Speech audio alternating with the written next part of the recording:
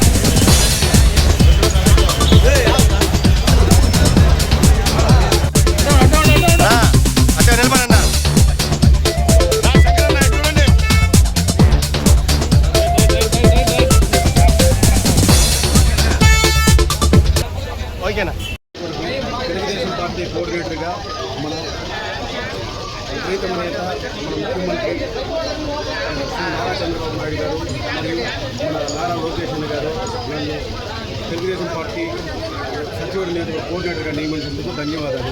మరియు ఈ సుపరిపాలనలో తొలి అడుగు అంటే గత ఒక సంవత్సరంలో జరిగిన అభివృద్ధి గురించి మరియు అందిన పథకాల గురించి అందాయా లేదా వాళ్ళ నెక్స్ట్ ఫర్దర్ వాళ్ళకి ఏమైనా అవసరమైతే కనుక్కొని ప్రతి ఇంటికి వెళ్ళి ప్రతి పర్సన్ దగ్గర మీట్ అయ్యి ఏమేమి అవసరాలు ఉన్నాయో తెలుసుకొని ఫర్దర్ వాటిని కామన్ ఇష్యూస్గా తీసుకొని వాటిని ఇంప్రూవ్ చేయడానికి ప్రతి ఇంటికి మన ప్రీతమ నేత మన చంద్రబాబు నాయుడు గారు పంపిస్తున్నారు అందరినీ. మన ప్రతి ఎమ్మెల్యే కానీ ప్రతి తెలుగుదేశం పార్టీ నాయకుడిని ప్రతి ఇంటికి వెళ్ళి వాళ్ళని పరామర్శించి వాళ్ళకి ఏమేమి అవసరాలు ఉన్నాయో అన్నీ తీసి అప్లోడ్ చేయాల్సిందిగా కోరినారు. సో ఆ యొక్క ప్రక్రియలో ఈరోజు మనము బుచ్చినాడి కండ్రిగలో సుపరిపాలనలో తొలడుగు ప్రారంభించాము.